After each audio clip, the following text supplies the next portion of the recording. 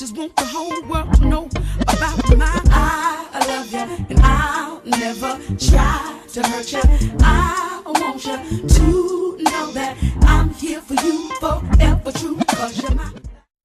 I grew up in Forest Home village of Punta Gorda of Toledo district, and for the first 10 years of my life I was an only child. I didn't have any brothers and sisters, and and not much neighbors around, so I used to spend most of my time, you know, by myself.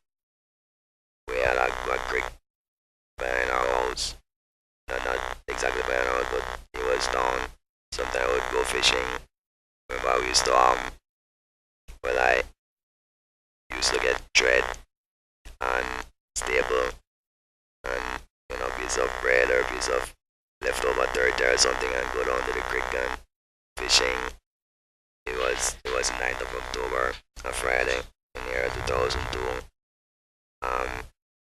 We didn't have classes that day because I they were having a workshop, so I was at home that Friday. My mother was a teacher at the time. She went to school. My father was working at BL. So the store that we owned was run by me and another employee. And I remember in the morning before my mother went to school, she told me to go and buy corn tortilla because we were having escabeche for lunch. And I was 13 years old at the time, but it was raining all day, and my father had a grey small Nissan pickup truck, and for the first time, and he had always told me to never take any of the vehicles without his permission, and that's the first time I defied that rule because it was raining. I didn't want to walk in the rain. I took his truck and I went to the store. And when I came back, I thought no one had seen what I had done. Parked the pickup right where it was. When I reached the door, I could see that they had seen me. The female employee that worked in the store. She was waiting right there for me. And she said, "I'll tell you, Daddy, what you did." And for that the whole day, I was nervous, and I had a lot of homework to do. But for some reason, to me, it didn't matter.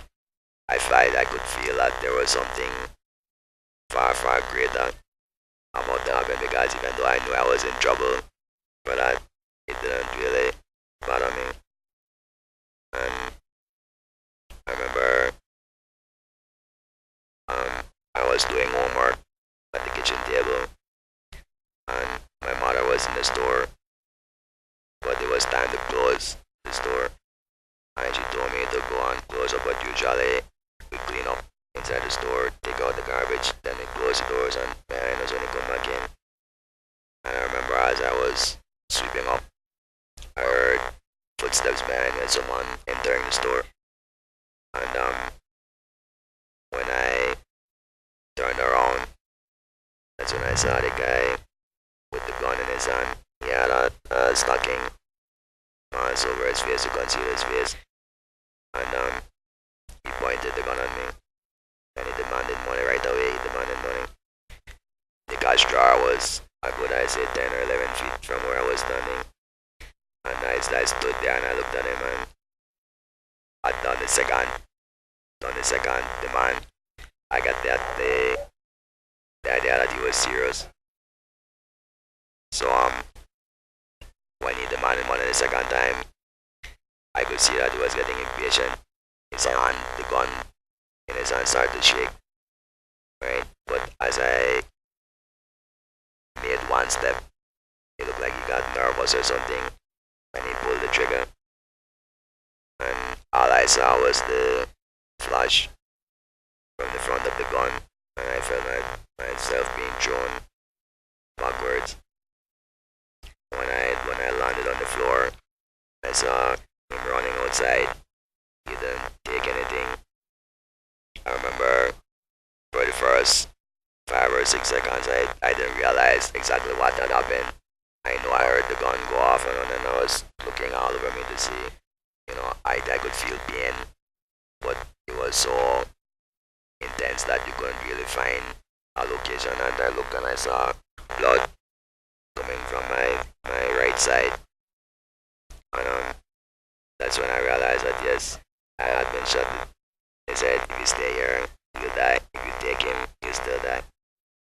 So she's not someone who is going to give up. So she took matters into her own hands, and she chartered the bird medevac plane. I guess you could say it was a miracle that I came back, and I got everything that I needed. All the things that I have accomplished would not have been possible without help. Like there are so many people that helped me to get to where I am today. I can't even begin to call their names. I would finish today. And I know that other people with disabilities face those same problems. They have the same issues. So they have more. They have far more difficult than I have it. I'm lucky, incredibly lucky that I have the support of my parents. My father is here with me right now. If I tell him I need to do something, if I need to go anywhere, he's right there. He'll never tell me no. Right? And I think I grew up with that mentality that, I'm not going to take no as an answer. Because my parents, they show me, they give me their full support. And, I feel that after all that people have done for me, I find it as my own I take it as my own personal responsibility to provide for others who are less fortunate. And I'll never try to hurt you.